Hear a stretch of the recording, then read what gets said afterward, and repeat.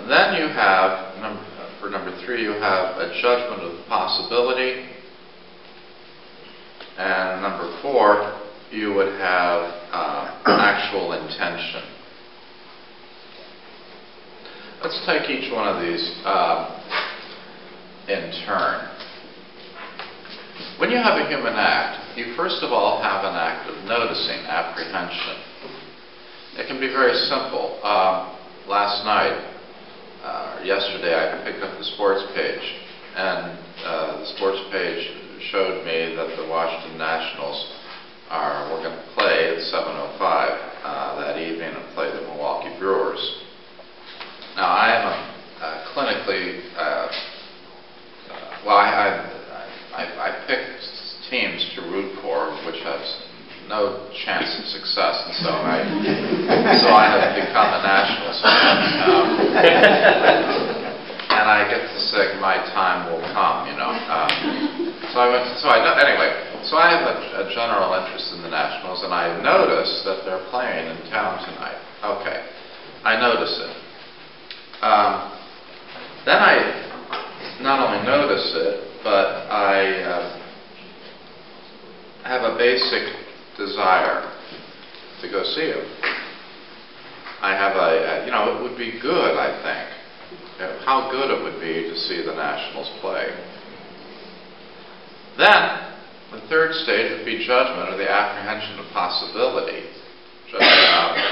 This would be a matter of thinking, well, I'm free tonight. I don't have to always be at my desk correcting exams. It's legitimate to get away once in a while to do something that furthers nothing in particular. You don't always have to be producing the most good in the world that you possibly can. So it's all right to, and it's possible, and it's only $20, and there's a metro ticket, and I don't have any conflicting obligations, so I could go. It's possible. And that's number 3, the judgment of the possibility. And then you have number 4, the actual intention. And this is where actual moral, a new moral fact comes into existence. You have the actual intention. Now, an intention is a tending towards, okay? Intention means that I am launched in the direction of an end. The analogy that St. Thomas uses is the analogy of motion. An action is for him like a motion, and a journey then is described by its end point. You see what I mean? If I tell you I'm on a trip, what's your first answer? What's your first question to me? Where are you going? Right? If I tell you, well, I'm not really going anywhere. Is there really a journey?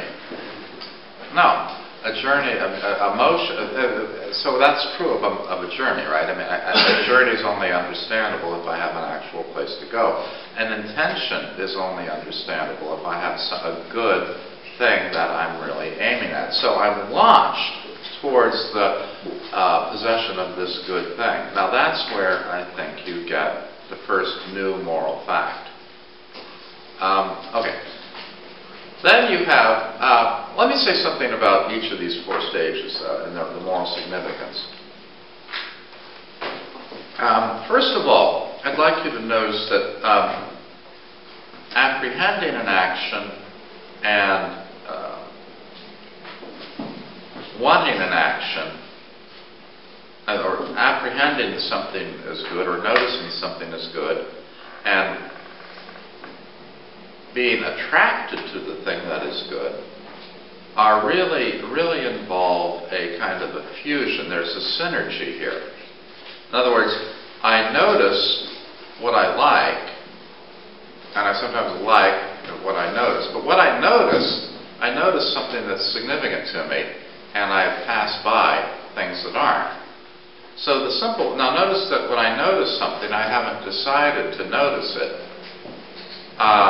It isn't like, but nevertheless, my noticing things is already scripted by what's important to me. So, if you'll notice, I picked up the newspaper and noticed that the Nationals were playing. I didn't notice that there was an economic summit on 15th Street where taxation rates, taxation rates were being discussed. Not that that's not important, but it wouldn't leap out at me. I'm not interested. Okay.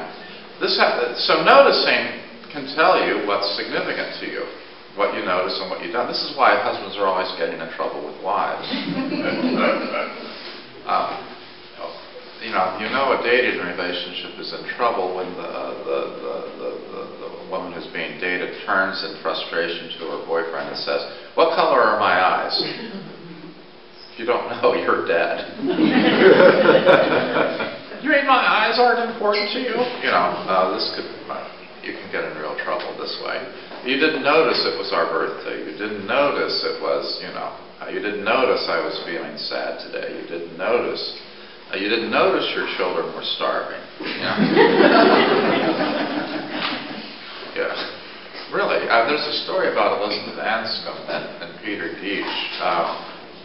They're both philosophers, and they were, they had just had their first child, and the child was at the toddler stage, 2 years old, and kind of wandering around. And,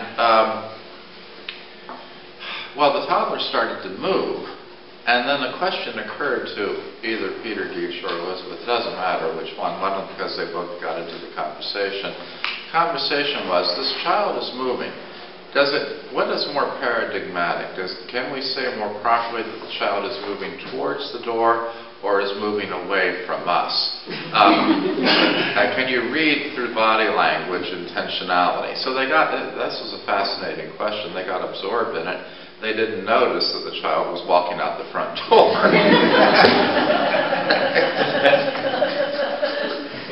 So you notice what's important to you. They notice philosophical ambiguities and intentionality. Somebody else might have noticed the kid was walking out the front door. What you notice says something about you.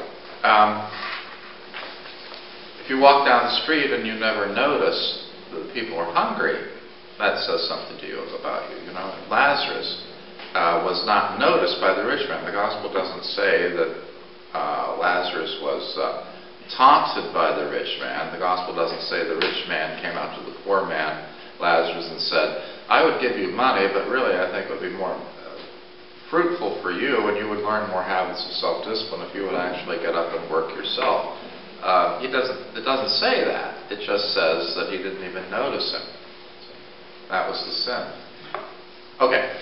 So you have apprehension, and then you have willing, the act of willing. That act of willing is important because it's really an act of love for the good thing that you've noticed. Now that act of willing will carry you,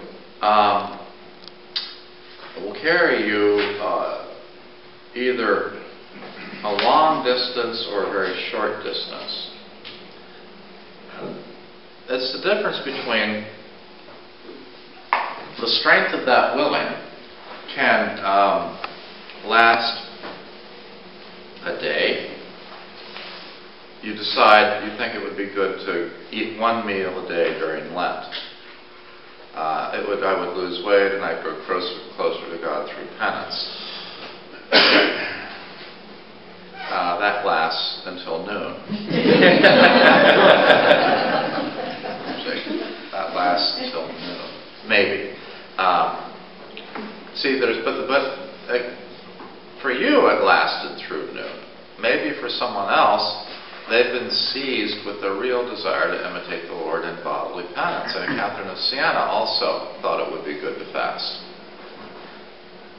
You see? Now there's a difference between Catherine of Siena going at this and me going at this. I mean, Catherine is really, her whole will, her whole love, in a way her whole person is taken up in that act of will.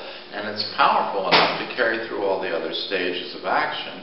Whereas many of our own initial acts of love or desire for something are simply not strong enough to carry us through. They actually fade and cease to be. No? So they're different. So you can still love the same thing, but you love it with different intensity, and that makes a difference.